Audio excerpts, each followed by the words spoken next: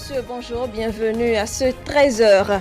Au sommaire de cette édition, le Parti pour l'Union républicaine pure et l'Union citoyenne pour la patrie, UCB-FABA, ont déclaré hier samedi leur adhésion au bloc républicain, un choix qui, selon eux, est celui du développement dans toutes ses dimensions.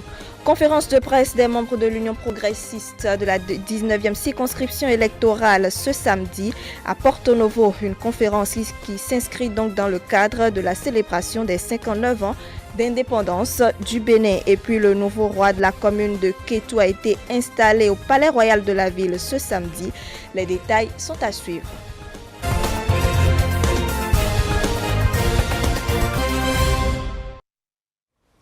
Le Parti pour l'Union républicaine pure et l'Union citoyenne pour la patrie UCB-FABA ont fait leur entrée dans la grande famille politique du bloc républicain, un choix qui, selon eux, est celui du développement dans toutes ses dimensions. La cérémonie a eu lieu en présence de l'honorable Rachid Ibadamansi et du ministre Samou Adambi. Reportage Maro Fabiola Boussari et Paul Esther Saoussi.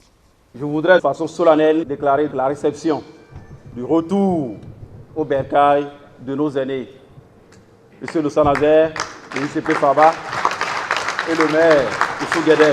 Et c'est fait. Le Parti pour l'Union républicaine pure de l'ancien maire Roussou Guédé et l'Union citoyenne pour la patrie UCP-FABA de Nazaire Dossa viennent d'intégrer officiellement le bloc républicain. Une option qui pour eux est nécessaire pour un développement équilibré, ascendant de façon continue. Ils sont en effet de retour dans ce bloc de la majorité présidentielle pour ne pas rester en marge des actions de développement qui grandissent la 6e circonscription électorale et le Bénin tout entier. Me voici de retour dans la maison. Imaginez donc ma joie de me retrouver parmi les miens où je me sens véritablement à l'aise. Je me sens à l'aise pour continuer le combat libérateur et édificateur. Lorsqu'il vous sera demandé pourquoi le PUR vient-il à la majorité présidentielle, répondez-leur que nous étions déjà là depuis le second tour de l'élection présidentielle de 2016 à travers la coalition de la rupture. Lorsqu'il vous sera demandé pourquoi le PUR a choisi de venir au bloc républicain, répondez-leur que ici, c'est la maison du PUR qu'il a contribué à édifier. Les leaders politiques du bloc républicain présents à cette cérémonie ont salué le choix opéré par Roussou Guédé et Nazaire Dossa avant d'ajouter qu'ils sont les politiques qu'il fallait pour une maîtrise totale de la 6e circonscription électorale. Pour moi, ils sont dans la maison. C'est juste le plus tactique. Il n'y a pas plus républicain que ces deux personnalités politiques. Parce que nous avons commencé ensemble. Et c'est pour ça que vraiment, ensemble, nous allons tout faire pour continuer l'œuvre de la réconciliation des filles et des fils du Bénin. C'est maintenant que nous avons retrouvé ce qui nous manquait, ce qu'il nous fallait. Parce qu'on sentait vraiment de vide. Il y avait de vide. Maintenant, avec l'arrivée de ces talents politiques pétris d'espérance, parce que politiquement, il est au point. L'autre chose encore, il est au point. Le second nom de Dieu, c'est le temps également fait son œuvre. Nous voici encore aujourd'hui ensemble dans le bloc républicain. Votre absence nous a causé un grand tort pendant les élections législatives, ici à Calavi. Maintenant, nous sommes sur le dos de pied. Bientôt, nous irons au Congrès, qui va nous permettre d'asseoir les instances dirigeantes de notre parti, telles que prévues dans nos textes. Et on ne peut pas y aller sans les vrais fondateurs de ce parti. Monsieur le maire, je suis personnellement heureux. Heureux du retour du PUR et de l'UCP-FABA, mais également heureux de l'adhésion des militants qui ont massivement répondu présent et qui ont fait savoir qu'ils vont travailler d'arrache-pied pour des victoires triomphantes aux prochaines joutes électorales. L'avenir du bloc républicain s'annonce radieux dans cette 6e circonscription électorale. Et donc, après l'adhésion du PUR et de l'UCB, le bloc républicain envisage monopoliser la 6e circonscription. Il lance donc déjà les hostilités pour conquérir l'électorat des localités qui la composent. Ils l'ont fait savoir, c'est un défi majeur. Reportage. Officiellement, Samou Seydou Adambi déclare: nous voulons la mairie de Calavi. Un défi qu'il lance après le retour de Roussou Guédé et de Nazer Dossa au bloc républicain. Un ralliement qui, selon lui, leur permet d'avoir le monopole de la commune d'Abomey-Calavi. Calavi nous appartient. Nos élus, communaux et locaux vivent le martyre dans Calavi parce qu'ils n'ont pas de boussole. Votre retour nous permettra d'aller à cette conquête tête haute. Nous voulons la mairie de Calavi en 2020. Et pour y arriver, il envoie l'ancien maire de la commune d'Abomey-Calavi en mission. Monsieur le maire, reprenez votre commandement. Je précise 2020 parce que nous ne voulons pas destituer le maire Bada. Non, nous voulons aller aux urnes et ramasser les 3/4 du conseil communal. Une ambition qui a reçu l'adhésion des militants présents à cette cérémonie. Est-ce que vous êtes prêts? Si vous êtes prêts, le maire est prêt. Dans tout combat, il faut avoir des vibrations positives. Ce qu'a dit le ministre, ce n'est pas de la calomnie. C'est la décision d'un bon commandant. Mao Tse-tung a dit que la juste disposition des troupes dépend de la juste décision du commandant. Quand le commandant donne bien l'ordre, la troupe est ordonnée et va au combat et gagne le combat. C'est ce que le ministre Adambi a fait. Et c'est un leader, un bon leader. Vous avez vu, il a galvanisé les énergies et tout le monde est prêt pour ce combat. Vous allez le gagner? Absolument. Et une évidence évidente. Nous allons travailler puisque le bloc républicain, c'est le bloc des jeunes. Paris est gagné déjà. Le pari est gagné déjà et Seydou Samou Adambi est convaincu que les partis encore en doute vont rallier le bloc républicain.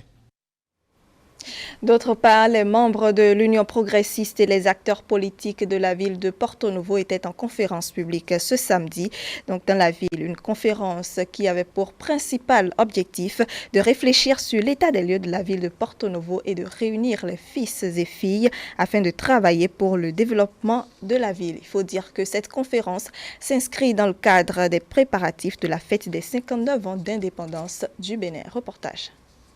C'est à un exercice de haute portée sociopolitique que les militantes et militants, ainsi que les sympathisants de l'Union progressiste de la 19e circonscription électorale se sont livrés dans la matinée de ce samedi 27 juillet 2019. À la faveur de la commémoration des 59 ans d'indépendance du Bénin, l'initiative de cette conférence publique vise à projeter un regard dans le rétroviseur et procéder à de profondes analyses sur le chemin parcouru afin d'aboutir à des perspectives. L'initiative de cette conférence est partie fondamentalement d'un malheureux constat, celui de la facilité que nous, Béninois, avons désormais à oublier les dates des grands événements du parcours de la construction de notre pays. L'oubli déconcertant que nous avons des grands hommes qui se sont sacrifiés, parfois au prix de leur vie, pour que le Bénin soit. 3 communications au total sont développées au cours de cette conférence publique. Les participants, composés des acteurs politiques, les responsables administratifs ainsi que les sages et notables de la ville de Porto Novo sont tous désormais conscients que le symbole de la Jatroué nécessite la contribution et l'apport des uns des autres pour la faire bouger. Je me réjouis de voir dans cette salle l'histoire de Porto Novo. Tout à l'heure, le vice-président nous disait un petit mot, le vice-président des sages, sur Sikirou, qui avait été tué en son temps et dont l'agresseur a fini sa vie à l'hôpital de Porto Novo. Je revois encore cette scène, j'étais jeune, plus jamais ça. L'histoire de l'humanité est faite de longues disciplines et de soudaines indisciplines. Il faut qu'à un moment donné, quelqu'un ose dire non. Et depuis 2016, nous avons eu quelqu'un qui a dit non, ça suffit. Béninois, ex-Dahomey, nous nous sommes trop amusés. Nous avons pris trop de retard sur le monde et sur nous-mêmes. Il faut enfin nous discipliner à la discipline. Il doit plus y avoir de citoyens de première zone et de citoyens de deuxième ou troisième zone. Tous citoyens égaux devant la loi, chacun appelé à répondre de ses actes, à être acclamé quand il le faut, mais à être blâmé également quand il le mérite. Les changements majeurs enregistrés depuis 2016 ainsi que les facteurs négatifs ayant influé sur la croissance économique et le développement de la ville de Porto-Novo sont également passés à la loupe. Occasion pour les organisateurs de faire de nouvelles projections. Nous avons lutté pour l'indépendance. Porto-Novo a donné sa vie pour l'indépendance. Mais depuis ça, qu'est-ce qu'on a eu? Depuis cette date jusqu'à aujourd'hui, qu'est-ce qu'on a eu? Il a fallu attendre 2016 pour que Porto-Novo commence par voir ses attributs revenir de façon progressive. Très bientôt, les filles et fils de Porto-Novo se retrouveront dans une salle comme ça pour parler de Porto-Novo. Au thème de cette conférence publique, un hommage mérité a été rendu au président Patrice Talon pour ses nobles ambitions et réformes envisagées. Ils invitent par ailleurs les filles et fils de la ville de Porto-Novo à rester unis pour relever le défi du développement. Autre volet de cette édition, sachez que la commune de Kétou a désormais un nouveau roi. Sa Majesté Akani Adedunloye Aderomola a été intronisé ce samedi au Palais Royal de la ville en présence de plusieurs autorités, cadres et personnalités de la ville de Kétou. Il devient ainsi le premier roi depuis l'avènement du royaume de Kétou. Compte rendu, Émeric Okoupeli et Jean-Marie Kedolou. Tout dans la cour du Palais Royal de Kétou démontre l'importance de ce rituel. Hommes, femmes, jeunes, enfants, autorités, cadres et natifs de la localité sont sortis massivement pour accueillir le nouveau roi.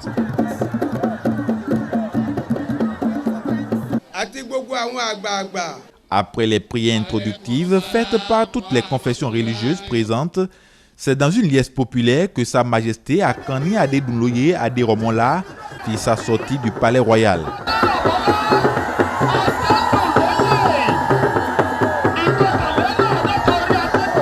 Après les salutations d'usage, le nouveau roi souri aux lèvres va rejoindre son trône. Un sentiment de joie, de gaieté, de fierté. De fierté, je suis fier d'être un Kétois. Fier d'être Kétois parce que ce n'était pas donné à l'avance, c'est du jamais vu dans l'histoire du royaume de Kétou. Que le couronnement, bien le choix d'un roi puisse créer des problèmes, mais par la grâce de Dieu. Et par le manque de nos ancêtres, on est arrivé vraiment à bout. Sa Majesté Akani Adedunloye Aderomola veut unifier tous les fils et filles de Kétou. Son règne va être placé sous le signe de l'épanouissement de ses sujets et le rayonnement de la cité des Kétois. En tant que maire, je me sens aujourd'hui dans ma peau parce que une commune divisée n'est pas une bonne chose. Cette cérémonie à laquelle nous assistons aujourd'hui a montré à la face du monde que toi que nous sommes, quels que soient nos différends, nous sauvons toujours l'intérêt général. Et c'est ça qui nous réunit ici aujourd'hui. Et puisqu'il n'y a pas de roi sans reine, les deux épouses du nouveau roi ont été officiellement intronisées. Sa Majesté Akani Adedunloye Aderomola devient à travers cette cérémonie le 51e roi depuis la création du royaume de Kétou.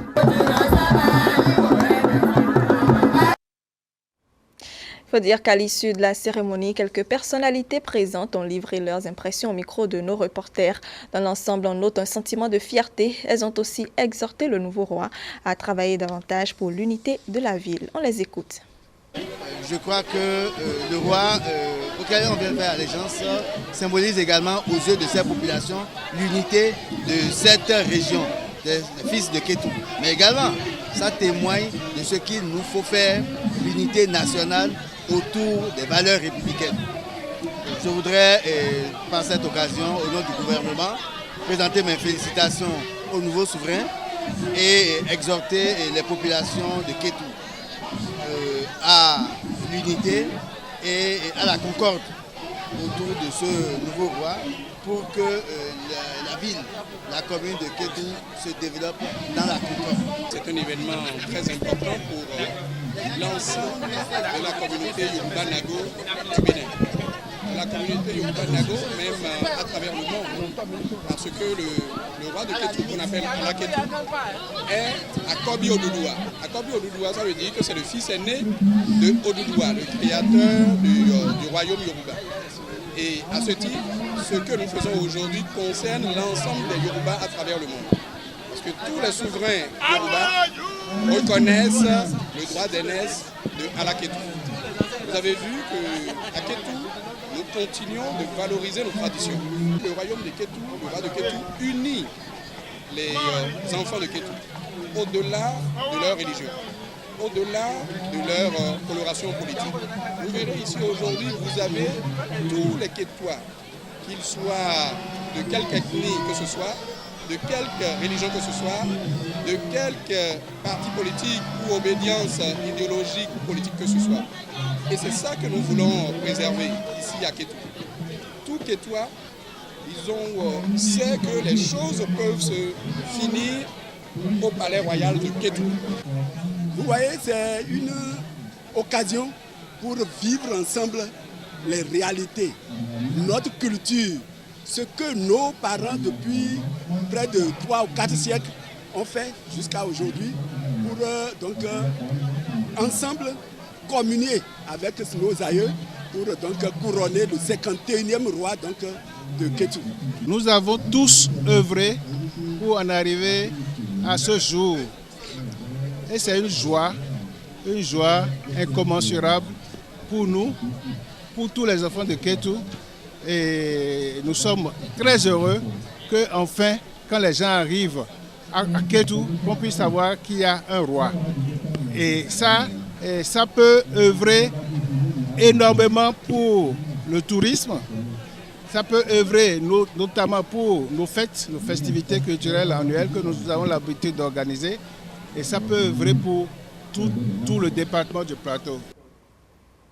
Avant de refermer cette édition, sachez que dans le cadre de l'organisation de la célébration du 59e anniversaire de l'indépendance du Bénin qui se tiendra à la place de l'Étoile Rouge, certaines voies d'accès menant à la dite place seront fermées et ce pour quelques jours donc pour permettre cependant aux usagers de vaquer à leurs occupations. Un plan de circulation a été dévoilé. Suivez pour plus d'éclairage. Le boulevard des Armées et plus précisément le tronçon Carrefour Inafrica, en passant par les carrefours prison civile, Carrefour Corsi, la place de l'Étoile Rouge et le carrefour Agonticon sera l'as ou l'artère la plus importante qui sera fermée à la circulation pendant cette période. Nous avons aussi les différentes rues attenantes à ce boulevard. Tronçon Carrefour Maro Militaire, Carrefour Inafrica. Ce tronçon sera ouvert d'abord à la circulation du 27 juillet au 31 juillet, mais fermé le 1er août. En dehors de ce tronçon, nous avons aussi le tronçon Carrefour Bourse du Travail, Carrefour Inafrica. Carrefour Bourse du Travail, Carrefour Inafrica. Ce tronçon aussi sera fermé à la circulation. Je tiens à vous préciser que le tronçon Carrefour 3 banques, Carrefour Libercom, Zongo et Unafrica sera fermé à la circulation le 1er août 2019 à partir de 05 heures. En ce qui concerne la circulation autorisée, je vais d'abord m'appesantir sur le cas des usagers de la route qui vont quitter Cotonou-Godomé et ses environs et qui vont vouloir se rendre au centre-ville de Cotonou. Par rapport à ces usagers, arrivés au niveau du carrefour Toyota, ils ont 2 possibilités. La première, soit de passer par le carrefour Agonticon à partir du carrefour Sika Toyota pour rallier le carrefour Saint-Rita. De cette position, c'est-à-dire le carrefour c'est-à-dire là où se trouve la station Saint-Rita, de cette position, ils peuvent continuer jusqu'au carrefour Vodafone ou bien, toujours à partir de cette station Saint-Rita, prendre part devant la mairie de Cotonou, tomber sur le carrefour Marina et rentrer dans maro militaire. C'est tout pour ce 13h. Merci de nous avoir suivis. Bon dimanche à tous.